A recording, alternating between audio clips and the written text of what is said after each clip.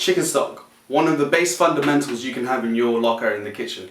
Using this, you can add umami to any dish, flavor, and just add any dish, take it up to the next level, make it pack a punch. This is the perfect technique to learn, and it will help across everything you do in the kitchen. And join me on this journey of the chicken stock. Let's begin. Alright, so first things first, we want to make sure our knife is sharp. If your knife isn't sharp, you're in for a really horrible time. So, you see me just soaking it in here in some water. It soaks for around half an hour and then it will be ready to be used. Then moving on, you will see me just getting my knife, sharpening it on the coarser side, getting the knife to be sharp, and then polishing up on the other side. If you want a full tutorial, I can do that some other day. It's all good. Next, we're going to be moving on preparing our vegetables. So the first thing we need to do is prepare carrots. So you see me cutting them quite thick. And then we prepare our celery. So I prepared 3 sticks of celery, just again cutting them quite thick. And then the last thing, which is quite a traditional way of preparing your onions, is to make little holes in them at the top. And then you see me inserting 4 cloves into each half of an onion. I used a pretty large Spanish onion for this. I find it better than using smaller ones. And then you put them onto a tray, just like that. Deboning the chicken, we're going to start by pulling back the legs, the thighs, and then revealing the bones right there. And then we just cut in between the gaps, and there you have it. You got 2 thighs.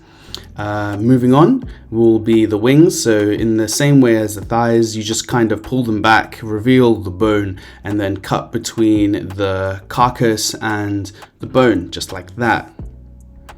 Do that for the other wing, and then after that it's finding the breastbone. So that's at the top of the chicken, and what you're going to do is just there's a line through the middle, right? You're just going to cut on either side of that, separate the breasts, and then cut in between, just like that.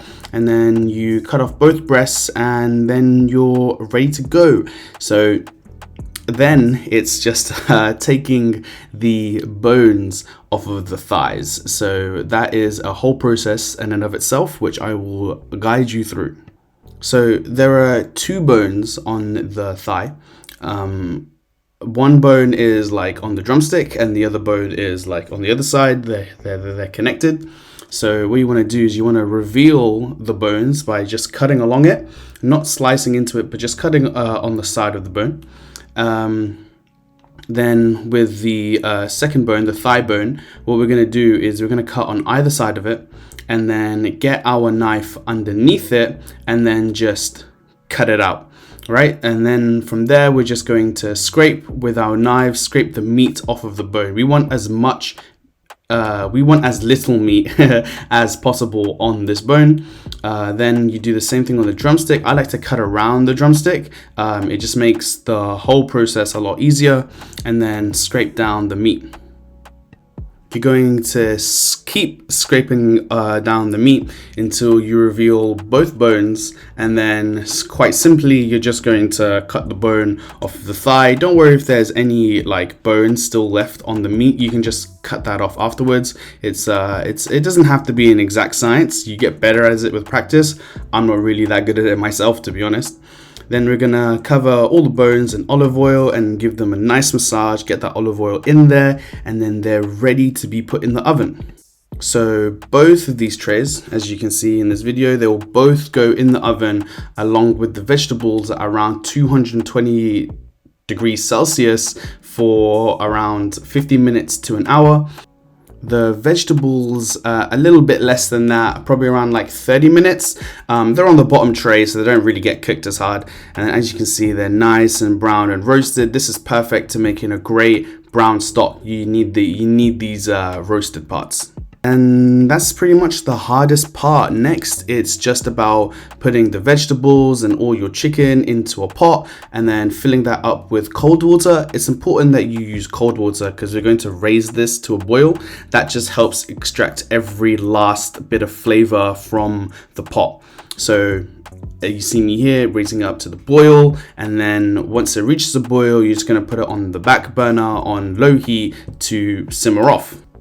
Now you'll notice that the scum will rise to the top. This is, it's no biggie. Just get a spoon, as you can see me doing here, and just get rid of it. More will come the longer it simmer, but sooner or later it will stop rising, and then you're Gucci. You're good to go.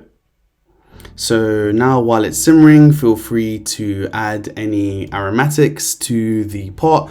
I like to add basil, so just adding basil, just stirring it in. I also like to add whole peppercorns. I added in around 20 into this, 20. So you know what I mean, it just adds a little bit more flavor, adds a little bit more depth, you know what I mean, just makes it more versatile when using it in other dishes.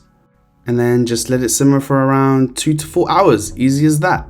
When it's done simmering, take it off the heat and then get a strainer to take everything out. Also, make sure to break your strainer.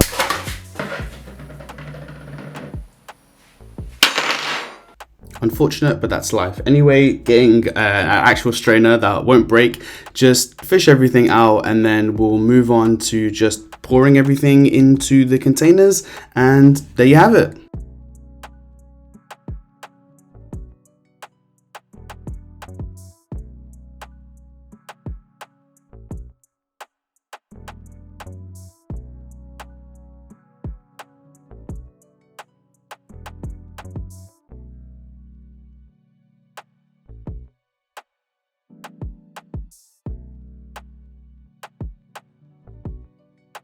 Yeah, and then cover your containers with some cling film, and you can store them in the freezer for up to 3 months, which is how I typically do it. And then I just defrost it as and when I need to use it. And there you go, some lovely chicken stock. Enjoy! And there you have it, some chicken stock. I'm glad it was as easy as I made it sound. I can't wait for you guys to try it. You try this out, I'm telling you, everything you use this chicken stock with is going to taste 1,000,000 times better. In terms of the things you need, all you need is a strainer, a good knife, and a stock pot to cook it in. I used 3 whole chickens, so I needed quite a big stock pot, so it is what it is. But you can use a smaller pot with less chicken, less ingredients, etc, etc, and you can still get the same sort of chicken stock. So thank you for watching my first video here on YouTube. It's a chicken stock video. I'm glad you enjoyed it. I hope you enjoyed it, and I can't wait to make the next one. It's going to be good. It's going to use the chicken stock actually, so instant reward there. Also, it's my first video, so treat me nice in the comments. But yeah, that's it for me now. I will see you guys later, and I hope that you like, comment and subscribe, put on the notifications. You know the drill, it's YouTube, it is what it is. I need it, and you do me a big favor by doing it. So thank you for watching all the way to the end, and I will see you in the next one.